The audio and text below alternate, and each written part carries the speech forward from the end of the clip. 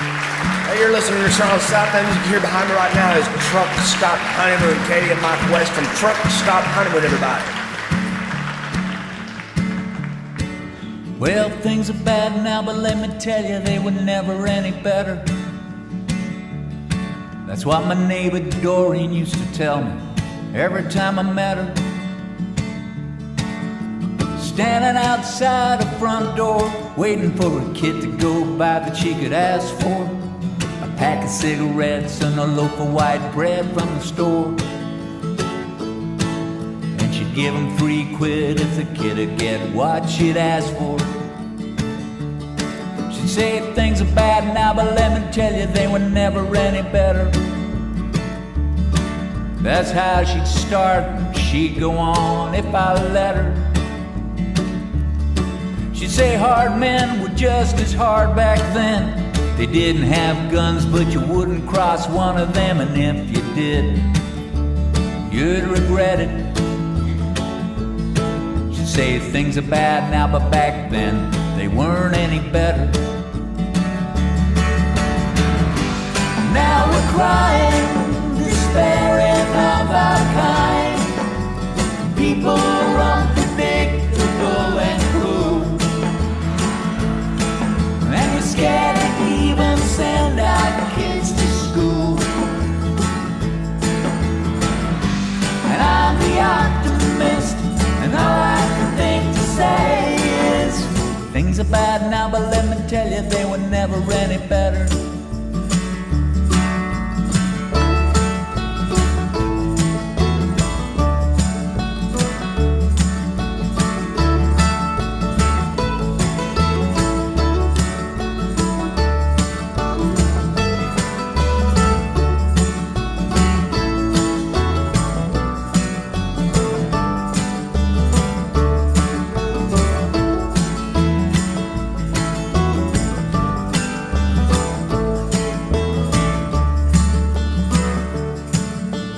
I don't even know what made me think of this. Was it driving past the street where Doreen's old house is? She's long since died, and the street's been gentrified. But when you saw in the paper about Paris and it upset you, I remembered what Doreen used to tell me, and it made me feel better. Now we're crying, despairing of our kind. People are unpredictable and cruel, and you're scared to even send our kids to school. And I'm the optimist, and all I can think to say is things are bad now, but let me tell you, they were never any better.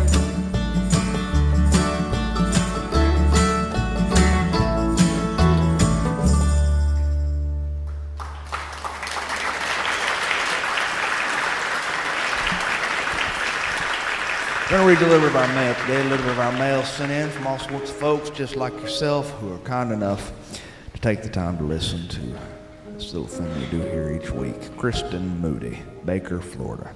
Dear Sean, thank you for being you. I'm an over-the-road truck driver. It's not a bad gig. I get paid to be homeless. Sometimes, though, the isolation threatens to consume me with a blanket of loneliness. I stumbled across your writings, and then I found your show. And your stories remind me of growing up in Baker, Florida, and they make me feel right at home, no matter where I am in this country. So thank you for keeping me company out here on the road. Thank you for being my friend. Dear Kristen, good luck taking whatever shipment you are delivering right now where you hear my voice come through your radio speaker. Good luck taking that shipment from point A to point B. Signed, your forever friend, Sean Dietrich. Philip Northerly, Houston, Texas. Sean, my dad was in traffic last week and he was sipping coffee like a fool. Houston has some really bad traffic and we aren't really known exactly for our good driving. We're kind of aggressive and some people here are just flat out hateful. Anyhow, my dad realized he had to pee somewhere in this traffic mess. but the cars would not let him over. He held it for as long as he could. He really did. But, as you can imagine, the worst happened. That's right, my dad wet himself, and he wet all over his seat. And he was only 10 minutes from his office when it happened. When he got to his office, he stepped out of his car, and he was looking at the front of his pants. And that's when he realized his brand new clients were in the parking lot already waiting on him. They were coming over to shake his hand and say hello. And that's when they noticed that he'd, well, you know. Anyway, you said to send you funny stories, and that was the best one my family has to offer. My God, thank you, Philip Northerly, for that story, and I must say, I've got a river of life flowing out of me. Anita Hatcher, Powderly, Portsmouth, Virginia. Sean, I was raised in Jackson County, Florida, and I'm writing this while looking out at Times Square, New York City from the 19th floor of a hotel. I'm here chaperoning a group of kids who are singing at Carnegie Hall tonight. I'm blessed to have my 12-year-old daughter in this group, but I'm more blessed to understand deep in my heart southern heat, humidity, and things like church dinners on the grounds, potato salad, banana pudding, Bill Gaither songs, and helping fellow travelers out on life's journey. And just so you know, that here in the city that never sleeps, it's mighty quiet early on Sunday morning. Who'da thunk? I hope I can find some potato salad here today. Respectfully yours, Anita. Dear Anita, congratulations to your daughter on making it to Carnegie Hall. I hope she knocks them dead, and I know I speak for everybody here tonight. Reverend Bob Childs, Columbia, South Carolina. Dear Sean, the church for centuries has acknowledged the truth of signs above, and I just thought I'd tell you what we call them. We call them a consolation. A sign from above is something that heaven sends, and we all recognize as part of the clergy. There was a fellow at the church I served at years ago who'd been a Vietnam veteran.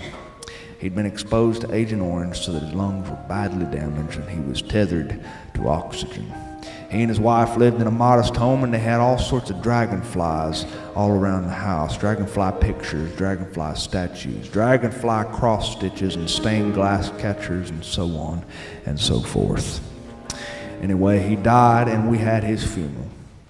Went to the churchyard and had the committal, said all the prayers and did all the funeral things. And right as we said the final amen, a dragonfly flew up and lighted on his casket. A consolation, a consolation.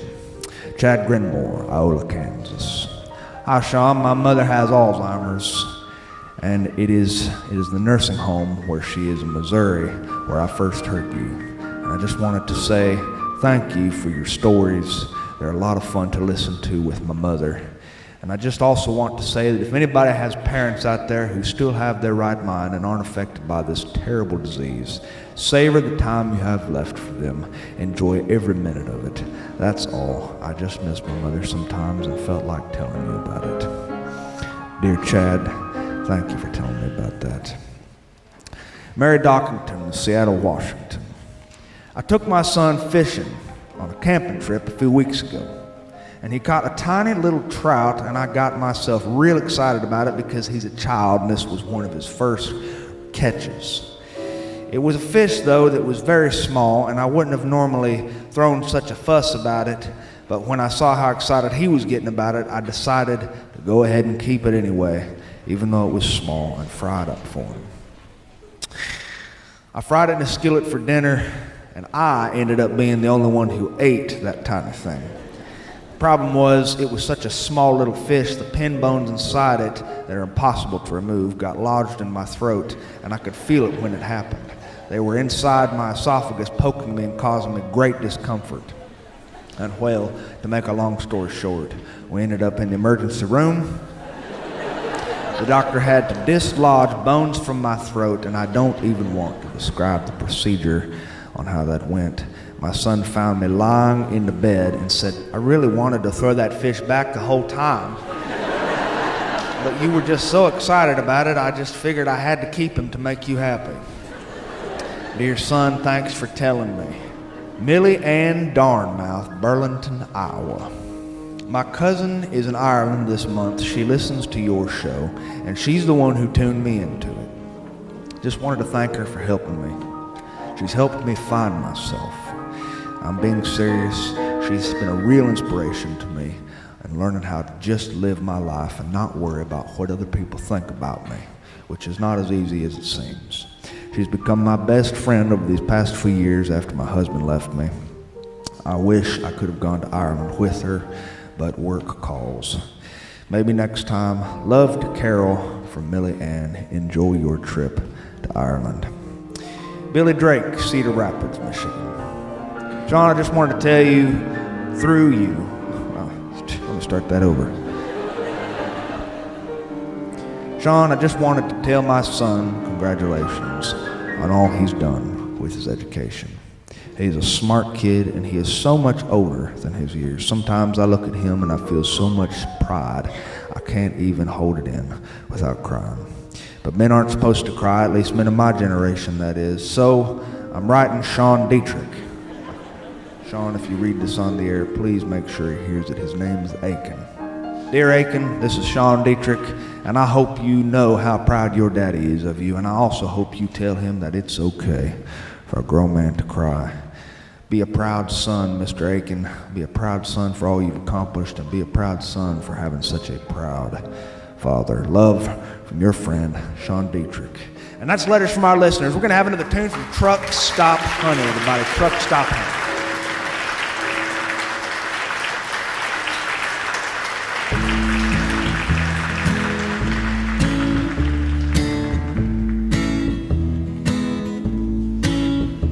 Well, the governor of Kansas goes to 3 churches every Sunday.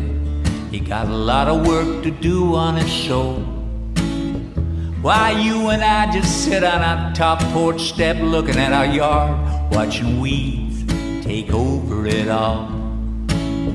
Yeah, the governor of Kansas ain't got 2 nickels to rub together. He gonna have to close our schools. But babe, I just got paid, and I got paid cash. So let's take it downtown, spend it like happy fools in love. Love, happy fools in love. Well, the governor of Kansas, nobody likes him. Them that do he can have. Well, I wouldn't win no popularity contest neither, baby. But if you're okay with me, I'm good with that. You see, the governor of Kansas thinks we're carrying a disease that's infecting and crippling his state. Yeah, we're carrying a bacteria that the governor of Kansas cannot inoculate against with hate. It's called love. Love. Yeah, it's called love. Yeah, the governor of Kansas, he live in a world of anger. He's angry most every day. Well, I lose my temper sometimes, and you get pretty crazy too. But you know deep down, we're okay. Yeah, the governor of Kansas, he holds all the cards, but there ain't no money in the pot. So let him cheat, let him win, let him think he took it all. We'll still have everything, everything we got. 'Cause we got love, love. Yeah, we got love, love, baby, love. We got love.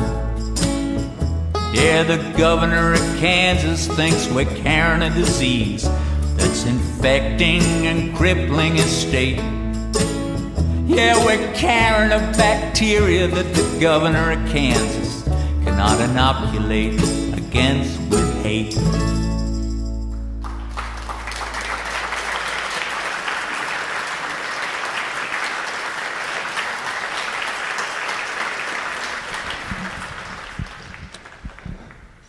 Well, the early morning sun in Kansas is something to see. Something to see. Those sunsets that you see out there are more powerful than the sunsets you would see, I imagine, in Hawaii or Malibu. Of course, I've never been to either of those places, so all I can do is guess. But I do live in northwest Florida, and we have the Gulf of Mexico in our backyard with long white beaches, and I can look standing on the beach into a sunset that looks like something from a storybook fable. I've seen beautiful sunsets on the Gulf of Mexico, but I have to say the sunsets around Kansas are infinitely more beautiful. I was watching one sunrise not very long ago. I was driving a little two-lane highway through the tiny Kansas small towns, and I pulled over on a little bridge that was over a small creek, and I was planning on fishing that day, fishing a creek that my father used to fish long, long ago. My father was a Kansan through and through. He was a Kansas native, a Kansas boy. He was the third generation Kansan. I was supposed to be a Kansan, but it just didn't happen. I found myself relocated after he passed when I was a boy in the great American South. And so while I was in Kansas, the first thing I noticed was that people in this state, they think a lot differently than the folks down south. They think differently because they're Midwesterners. And Midwesterners, they have forgotten their manners. They're reserved people, they're quiet people. They don't like to be superfluous. That's a big word I had to look up before I got here tonight. They don't like to be effusive with their affections in daily conversation. These kinds of effusions that I'm referring to are the sugar in the great American South. We use plenty of sugar in our conversations. When you see someone in the grocery store you hadn't seen in a while who you used to sit in Sunday school class with, it's proper to hug their neck. And if they're a older woman, you hug them chest to chest. If they're a younger woman and you are a male, you hug them sideways because it would be inappropriate to hug them directly. So you hug them sideways. It's what we call the Baptist hug, shoulder to shoulder, and you pat them on their shoulder, just a very, very light little pat. And this is how we do things. We're very, very sugary. And you say, oh, how's your mom and them doing? And oh, how's your brother ever since he had his little accident? You know, I've been praying for him. We pray for him every night. You say these things in the South, especially if you're in a Piggly Wiggly or somewhere where there's lots of socialization taking place. But in the Midwest and the Great Plains of Kansas, people don't do this. They're very reserved. If they see you in the grocery store, you cannot expect to get a sideways Baptist hug. This just isn't how they do things. And so you can go through Kansas, even though it has beautiful sunsets, feeling a little bit strange, like an outsider. And that's exactly how I felt. I was a stranger in my father's land, but I do have very distant memories. I have memories of the farm where I was set to begin my life. On that farm, my father had a radio which sat on a shelf with a tweed speaker, a Philco radio. A Philco radio, he would listen to things like Hank Williams. He would listen to the Grand Ole Opry. Oh boy. Many a Saturday night in my childhood had been passed listening to the Grand Ole Opry, and there's nothing I wanted to do in my life more than to be a voice coming through a tweed speaker. I could think of nothing higher in my ambition. And men like me don't have a whole lot of ambition. Men like me come from the Dietrichs, and the Dietrichs, they have a touch of that lazy gene in them. We believe that laziness is a virtue. We believe in leisure activities. We believe in holding a cane pole in our hands, a fishing rod, and dangling it over small, shallow creek bridges and trying to catch something, anything. It doesn't even matter if it's a frog. We're just there to be leisurely. And I can remember sitting in my father's leather chair, a wooden and leather chair in his shed, and listening to that Philco radio on a Saturday night, pump out the Grand Ole Opry, and I can remember the voice of Minnie Pearl going, "Howdy!" And she'd say, "I'm just so proud to be here. Just so proud to be here." I loved that phrase. My father loved it even more than I did. He could use that phrase at least 10 times a day. "I'm just so proud to be here," he'd say at baseball practice or at Sunday service when he was shaking hands with the ushers who still wore the same leisure suits every single week of their life and greased their hair with Brill cream. He'd say that little collection of words, "I'm just so proud to be here," at Boy Scouts. He'd say it anywhere you saw him. "I'm just so proud to be here." And as time goes on, my memories of my father, they seem to get dimmer and dimmer until sometimes I can't even remember what his face looks like. But I can remember certain things about him. He liked Minnie Pearl. He even said this little phrase when he shook Minnie Pearl's hand. Nashville, Tennessee wasn't far away from where he took a job working. He helped build the GM plant as a steel worker. He helped build that GM plant, living there for a long time. And he took me to see the Grand Ole Opry, and I'll never forget it. It changed my life. I saw men in cowboy hats. I saw playing guitars. I saw people on stage singing their guts out. And Minnie Pearl came running down that aisle. She was an old woman with that little hat on, the price tag hanging off. And she said, "I'm just so proud to be here. Howdy!" And my father just about came unglued. And afterward, when he met her, he shook her hand and he pumped it just like he was meeting the biggest celebrity God ever created. And he said, "I'm just so proud to be here." I bet Minnie Pearl had heard that said to her back about 1,000,000 times in her life. But she was good. She even gave him a sideways Baptist hug. Yes, sir. Never forget it. On those 2-lane highways in Kansas, while you're driving, it's very important to keep an eye out for places to stop and eat because there aren't always so many. There used to be a lot more, at least in my memory, there used to be a lot more. I can remember little eateries all along the sides of the road, but nowadays the Walmart era has suffocated, has drowned out the little man. Little gas stations have all collapsed, and little eateries along the sides of the road have all found their way into oblivion, but some are still left, and if you are brave enough to walk into these places, you will find mostly locals sitting on bar stools and in torn vinyl chairs around little tables with napkin dispensers on the tables and half-full ketchup bottles and little old pieces of china to eat off of that have been around since the Eisenhower administration. I found one such eatery. I walked in through a dusty parking lot that was crowded with one John Deere tractor, 18 dusty trucks, and one little Nissan. I parked my truck next to a truck which was at least 18 times bigger than my truck, and it didn't feel a whole lot different than it does being in Alabama. I walked into this little place and I saw a jukebox in the corner. You don't see jukeboxes anymore. It warmed my heart. And it was playing George Jones overhead. I could hear him singing, "He said, I love you till I die." She told him he'll forget in time as the years went slowly by.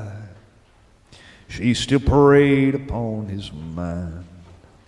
He stopped loving her today. He placed a wreath upon his door. Soon they'll carry him away. He stopped loving her today.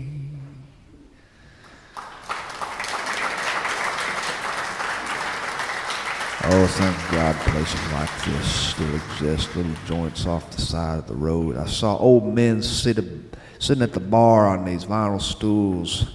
They were lean men, wiry men with scrawny upper bodies. It doesn't matter how much manual labor men like my father did. They always had scrawny upper bodies, and these were men like my father, these men at the bar. One man wore a cowboy hat. Another man wore suspenders. They all wore plaid shirts tucked into Wrangler jeans with belts tied firmly around their waists and belt buckles the size of serving platters. And they were all leaning together, huddled together over cups of coffee and breakfasts that were loaded with enough cholesterol to make your doctor break out into a nervous sweat. Old men with leathery skin and liver spots on their foreheads, and the backs of their necks look like old hide that's been drying in the sun. They followed their gaze up my legs to my t-shirt, which read "Roll Tide," and they shrugged at this because this is a foreign football team at least 6 states away. They've heard of Alabama before, but they don't think about Alabama. They gave me these looks like they couldn't trust me. Midwestern looks that you would see in an old Western movie, perhaps a Western taking place in Dodge City, where you see a stranger walk into a bar, and they don't know how to react to this man because he don't look like they do, he don't talk like they do, he don't act like they do, and maybe he even uses a little too much sugar during social conversation. Maybe, perhaps, he even gives the waitresses sideways hugs if he goes to church with them. He's a stranger, and so they watched me walk toward my stool. I sat down, and I ordered the working man's special, it was called. It was 3 eggs over easy, 3 strips of bacon, 3 slices of sausage, 3 pieces of toast, and 1 glass of orange juice, and 1 cup of Joe. They never heard of grits in this part, I guess, and so I had a gritless breakfast, but I still managed to meet my minimum daily requirement of cholesterol. And while I ate, one man who was wearing suspenders looked at me and he said, "Where are you from?" This question has plagued me for a long time. You see, I'm kind of from everywhere. Of course, I started my life in Kansas as a boy, but we moved promptly before I'd gone through any rites of passage. And I grew up in northwest Florida, a region of northwest Florida that just touches Alabama. My friends were all from Alabama, or at least close to the line. I guess I don't know what I am sometimes. I guess a lot of people live their life in certain places and they don't know who they are or what they are. To be honest, I hadn't been back to Kansas in decades and decades and decades, to the point where I'd forgotten what it looks like. So this simple question, where are you from, it stops me a little bit. In Kansas, I'm from northwest Florida. But when I first came to northwest Florida as a boy, I told people I was from Kansas. Until finally I was able to say that I was from northwest Florida. You see, I'm a nowhere man. Or I'm an everywhere man, depending on how you look at it. I'm from northwest Florida, I told him. Just the last county before you hit Alabama. It's a misconception when you tell people you're from Florida, they look at you funny, and the first place they mention is Orlando or Miami. These are 2 godless places which are filled with people from Michigan and Minnesota. Northwest Florida is a different world altogether. Originally, Northwest Florida was slated to be part of Alabama. We don't have nothing to do with Orlando or Miami. The men said, "Northwest Florida. Is that near Orlando?" "No, sir, it's not," I said. And so one man looked at me, the man with the cowboy hat, and he said, "What do you do?" This is an important question among men. Men have been asking other men what they did ever since Adam had a son.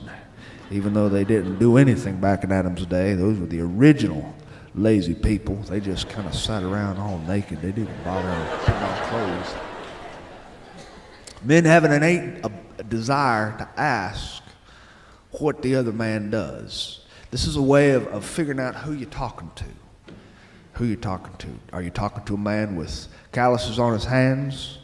Or are you talking to a man who has back problems because he pushes a pencil all day long and sits on one of those little fancy air cushion balls behind the desk? I said, I'm a writer. I'm a writer.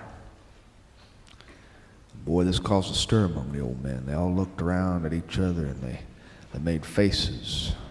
One man wearing a neon orange hunting cap said, "What do you write about, son?" I said, "I write about this, that, and the other. I guess I write about people. Human interest."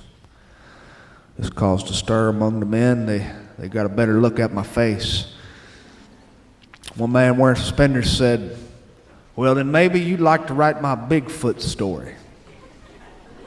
The other men gave a little laugh, but the man with the suspenders on wasn't laughing at all.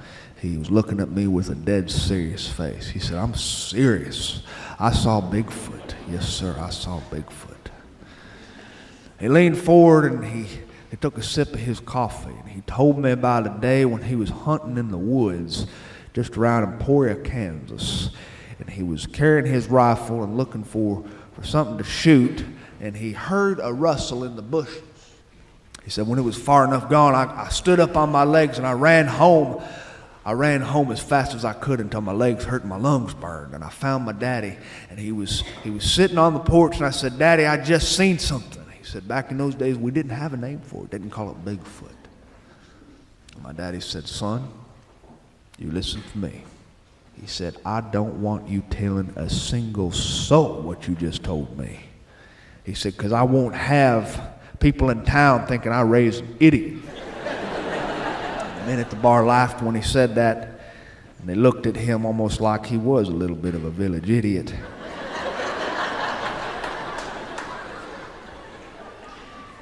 But the man was inflamed with passion and sincerity. He looked at them and said, you hush, I'm serious." He tells his story to anybody who comes through town or anybody who's ever picked up a pencil to write, and he hopes that one day some man will write that story down. I told him I'd pass. I don't write about Bigfoot much. No, I write about people. I write about people like the woman who was in that very restaurant. She was serving us all our working man's breakfast, and she had these scars on her arms. I could see them. They were marbled scars that traveled down her forearms all the way up to her hands. And when I got a better look, I noticed that she had scars on her chest, and they crept upward along her neck. When she asked how our breakfast was, the sweet, sweet heart of a girl, I noticed these scars. And the men said, "Oh, she's got a story. Oh, yes, she's got a story." She lived in a trailer just outside town.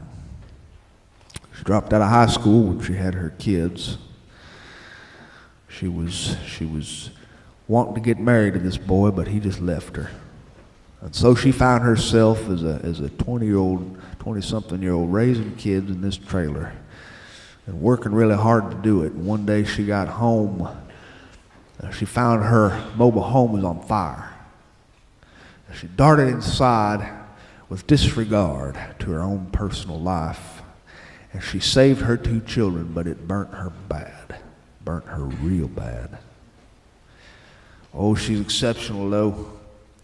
She's on her own 2 feet, and she works about 3 jobs here in town. She works at this restaurant. She works at another Mexican restaurant on the other side of town.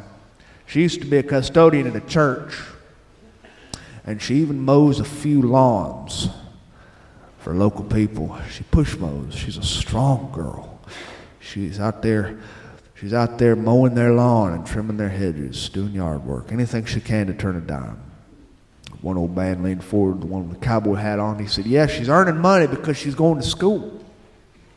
She wants to make something of herself, and she's tired of working 3 or 4 jobs just to make ends meet. She's going to school. She takes night classes. Yes, sir. She takes her kids to a woman in our church. That woman babysits her kids while she goes to night class. She don't get home till late at night.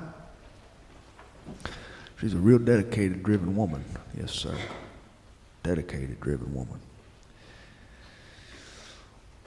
I told these men, yeah, this sounds like something I'd write about here. I like to write about people who don't feel like the world sees them. Because for a long time, as a fatherless child who didn't seem to know where he was from, I felt like nobody saw me. Our waitress came and she looked at me and she said, "Are these old men bothering you?" She said, "You know, they're a mess, these old men." I said, "No, they ain't bothering me." And the truth is, they weren't bothering me. These are the men my father came from. They talk like he did. They kind of look like he did. They work like he did from cane to cane. They work from beautiful Kansas sunrise to an extraordinary Kansas sunset.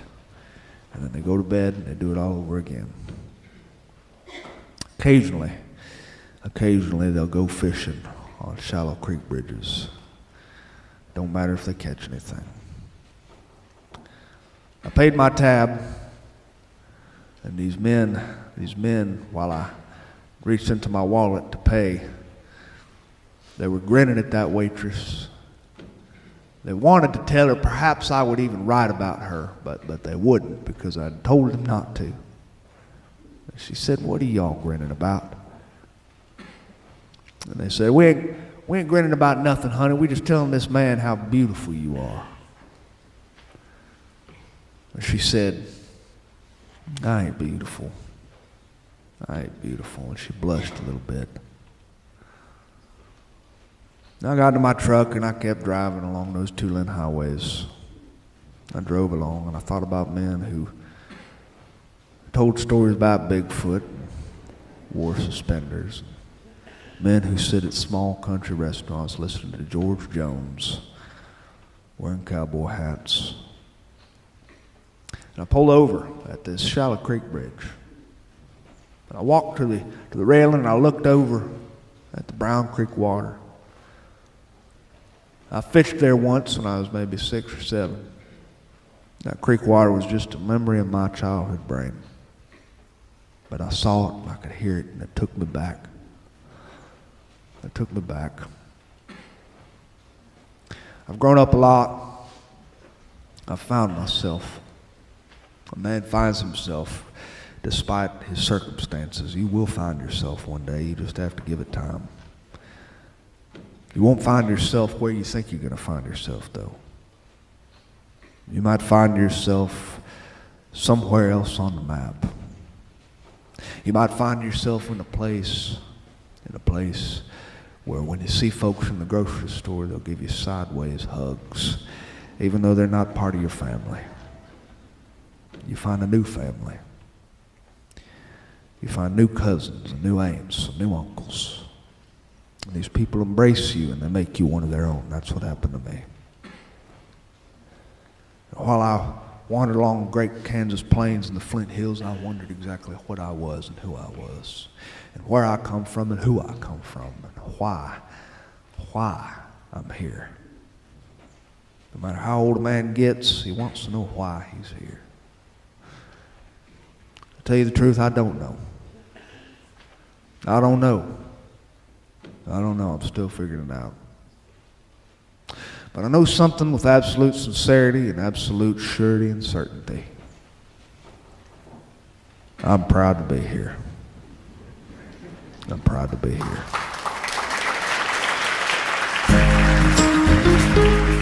Hey, thanks for listening to Sean of the South. I've been your host today, Sean Dietrich, and it has been a bona fide pleasure, if I do say so myself. Hope you join us next week. That music you heard behind me today was Kansas's own Katie and Mike West, telling stories and singing songs about the strangeness and beauty of everyday life. Their music combines elements of bluegrass, jazz, and even a touch of vaudeville to go with it.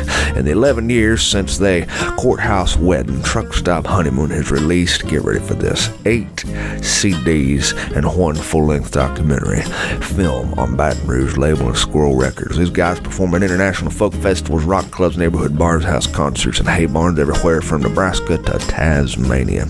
Do yourself a favor and find out more about what they do at truckstophoneymoon.com. And while you're there, pick up a copy of their album. In fact, pick up 8 copies of all 8 albums. To find anything more about what I do, you can visit SeanOfTheSouthShow.com, and that's our new website we just got built to house all of our episodes in archive format for easy listening and easy navigation. There's a word I never thought would be applied to myself: easy listening. While you're there, I hope you drop me a line, because I love to hear from my friends. Tell me about your birthday announcements, wedding invitations, and bar mitzvah announcements, and I'll do my best to mention them over the air. If I get a wild hair caught in an orifice in my body, I shall not mention over the air, because that's what I like to do for my friends. And speaking of friends, I used to be afraid of the dark. I used to sleep with the lights on. And then one day, I got the light bill in the mail. And all of a sudden, I ain't afraid no more. Adios. Don't worry, baby. You can be sure I won't be crying on anybody's shoulder but yours. I won't be crying on anybody's shoulder but yours.